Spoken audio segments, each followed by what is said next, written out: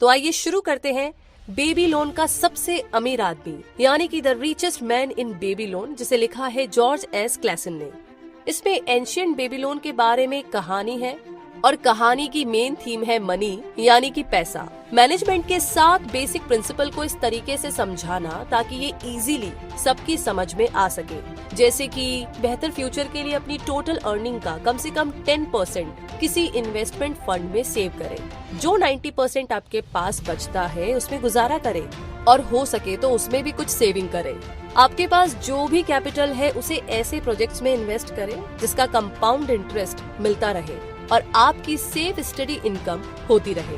उन्हीं जगहों पर आप इन्वेस्ट करें जिनकी आपको अच्छी खासी नॉलेज हो, या फिर इस मामले में उन लोगों की आप मदद लीजिए जिन्हें इन्वेस्टमेंट का बेटर एक्सपीरियंस है।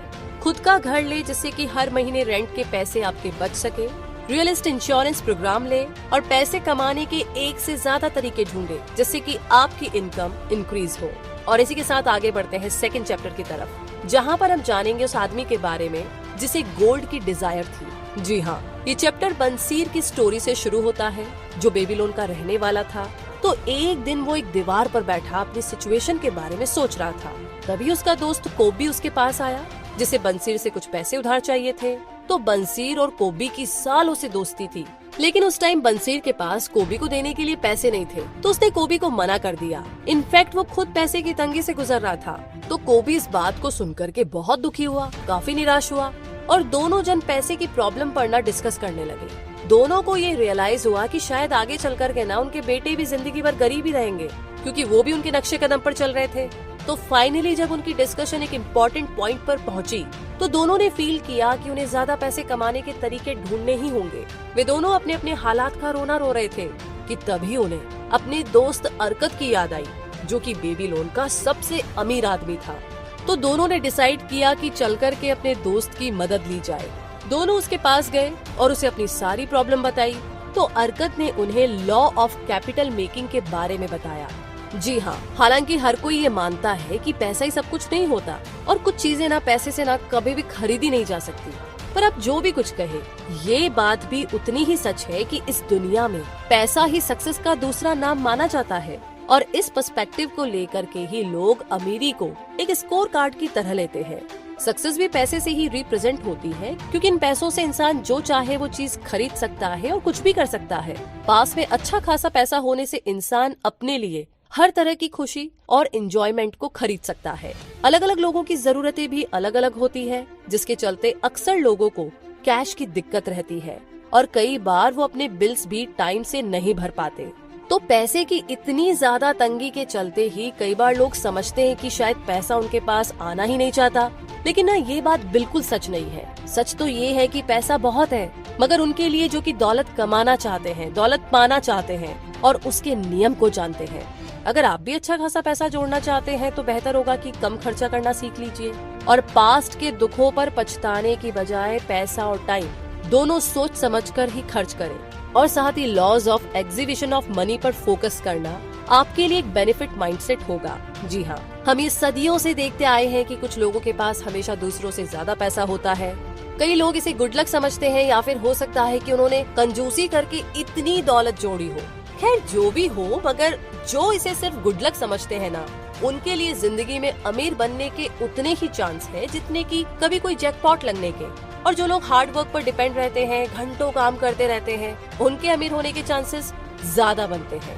ये एक सिंपल सी अप्रोच है कि पैसा सेविंग से इकट्ठा किया जा सकता है और कुछ सिंपल रूल्स को फॉलो करने से आप अपना पैसा दुगुना तिगुना भी कर सकते हैं।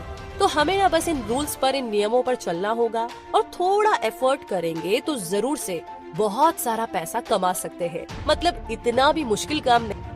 तो आइए जानते हैं आगे उन सभी चीजों के बारे में जिससे कि पैसा कमाया जा सकता है, पैसा दुगुना तिगुना किया जा सकता है और कैसे सेविंग की जा सकती है।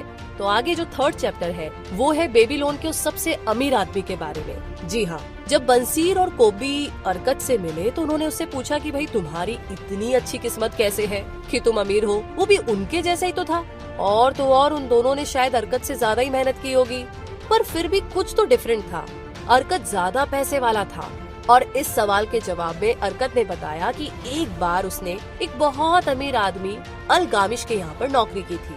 बदले में उसने उस अमीर आदमी से उसकी दौलत का राज पूछा। तो उस आदमी ने उसे लॉज ऑफ मेकिंग कैपिटल के बारे में बताया जो उसने खुद अपनी लाइफ में अप्लाई किए थे। तो अरकत ने भी वही लॉज फॉलो करने शुरू किए और देखते ही देखते वो भी अमीर बन गया।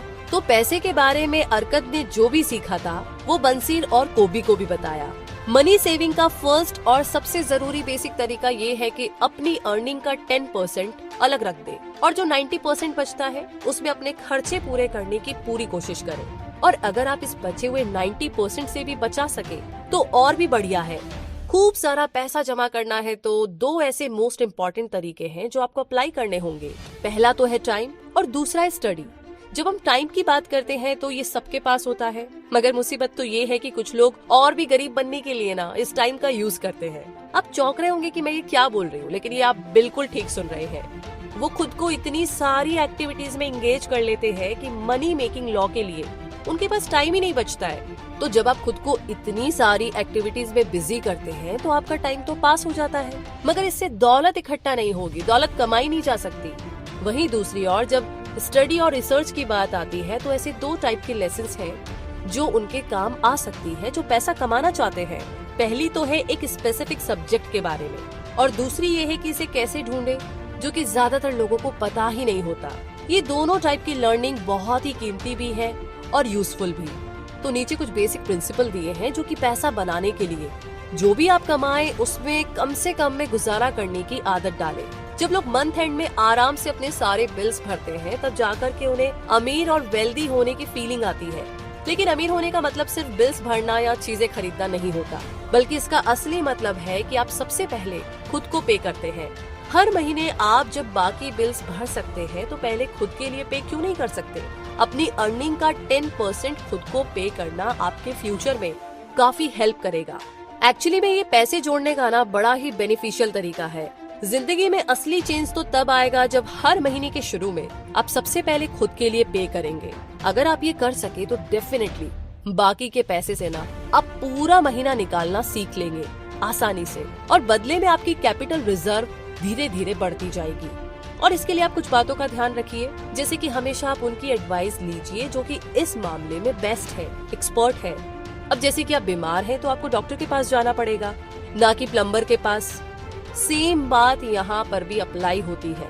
अगर आपको किसी चीज में एडवाइस चाहिए तो जो लोग उसमें एक्सपर्ट हैं, आपको उनके पास जाना चाहिए, क्योंकि आखिरकार एक एक्सपर्ट की एडवाइस हमेशा इम्पोर्टेंट होती है। जब आप अपने लिए कैपिटल बिल्ड करना शुरू करें तो स्टार्टिंग स्मॉल इन्वेस्टमेंट से करें, मगर साथ ही ये भी इंश्योर कर लें कि आपका पैसा सेफ जगह में जाए। बिना जांच पड़ताल के एक भी पैसा इन्वेस्ट ना करें, वरना आपका पैसा वेस्ट चला जाएगा। हमेशा याद रखिए कि हर इन्वेस्टमेंट जेन्युइन नहीं होती है, इसीलिए आपको इस मामले में ना बहुत ही ध्यान से केयरफुल होने की जरूरत है। इसी के साथ आगे है चैप्टर नंबर 4, जहाँ पर हम जानेंगे 7 cures for a lean purse. जी हाँ, इस चैप्टर में राइटर ने आपके पर्स को हमेशा भरा हुआ रखने के 7 सीक्रेट्स शेयर किए हैं, और ये 7 टेक्निक्स है। नंबर 1, आपको सबसे पहले तो ये सीखना है कि आपका पर्स हमेशा भरा हुआ कैसे रहे। इसके लिए आपको बस एक सिंपल सा रूल फॉलो करना है, जैसे कि अगर आप अपने पर्स में 10 कॉइन्स डालते हैं जो आपने कमाए हैं तो उसमें से सिर्फ 9 कॉइन स्पेंड करें, मतलब खर्चा करें, और बाकी बचा हुआ 1 कॉइन बचा लें, यानी कि सेव कर लें। ये वाला रूल फॉलो करते ही आपका बैग तेजी से भरने लगेगा और जल्दी ही आप अपने 9 कॉइन से मैनेज करना सीख जाएंगे। आगे है दूसरी टेक्निक जो कहती है कि आपको अपने खर्चों पर लगाम लगानी होगी। नॉर्मली ये माना जाता है कि जैसी इनकम होगी लोग वैसा ही खर्चा करते हैं, मतलब ज्यादा है तो ज्यादा, कम है तो कम। लेकिन ना, ये एकदम गलत बात है, क्योंकि ये मनी मेकिंग लॉ के खिलाफ है। तो अगर आपकी इनकम बढ़ भी जाए तो भी आपको अपने खर्चे कम करने होंगे। अपनी डिजायर को नीड से कंफ्यूज ना करें। अपनी मनी रिजर्व्स को बढ़ाने के लिए एक्स्ट्रा इनकम को किसी इन्वेस्टमेंट टूल में लगाएं। और आगे है तीसरी टेक्निक जो कहती है कि थोड़ा बहुत गोल्ड तो हर कोई खरीदता है, इसीलिए ट्राई करें कि आप अपने गोल्ड को मल्टीप्लाई करें, जिससे आपके पास बहुत सारा गोल्ड हो जाएगा। फिर इसे आप लोन्स या दूसरी अपॉर्चुनिटीज में इन्वेस्ट कर सकते हैं, क्योंकि गोल्ड एक ऐसी चीज है जो बहुत जल्दी मल्टीप्लाई होती है। चौथी टेक्निक है कि किसी भी तरह के अनएक्सपेक्टेड लॉस से अपनी जमा पूंजी को प्रोटेक्ट करके रखें। गोल्ड या दूसरे इन्वेस्टमेंट को केयरफुली प्रोटेक्ट करना बहुत जरूरी है। रातों रात करोड़पति बनने के सपने बिल्कुल ना देखें, वरना हो सकता है कि आप अपना खजाना खो बैठे। किसी भी इन्वेस्टमेंट से पहले 2 बार जरूर सोच ले और एक्सपर्ट की एडवाइस हमेशा जरूर ले। आगे है 5वीं टेक्निक जो कहती है कि अपनी प्रॉपर्टी को अपने लिए प्रॉफिटेबल इन्वेस्टमेंट बनाएं। जैसे अगर आपके पास एक्स्ट्रा मकान या जमीन है तो आप उसे रेंट पर लगा सकते हैं, जिससे कि हर महीने आपकी एक्स्ट्रा इनकम हो जाएगी और फिर उस पैसे को आप रिजर्व कर सकते हैं या फिर आगे इन्वेस्ट कर लें। आगे टेक्निक नंबर 6 कहती है कि हर किसी को प्लान बना करके फ्यूचर इनकम के लिए कोई काम जरूर करना चाहिए।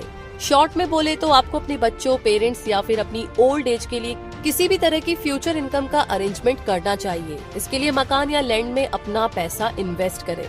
और लास्ट में 7th टेक्निक कहती है कि सबसे इम्पोर्टेंट पॉइंट है खुद को इम्प्रूव करें, अपनी अर्निंग एबिलिटी को इंक्रीज करें ताकि आप ज्यादा से ज्यादा कमा सके। जितना ज्यादा कैपेबल आप होंगे उतनी ही बेटर अपॉर्चुनिटीज आपको मिलती रहेगी और आपकी अर्निंग। इतना ढेर सारा प्यार आप हमें यूं ही दे सकते हैं कमेंट बॉक्स में लिखकर। हमेशा खुश रहिए, मुस्कुराते रहिए। जय हिंद।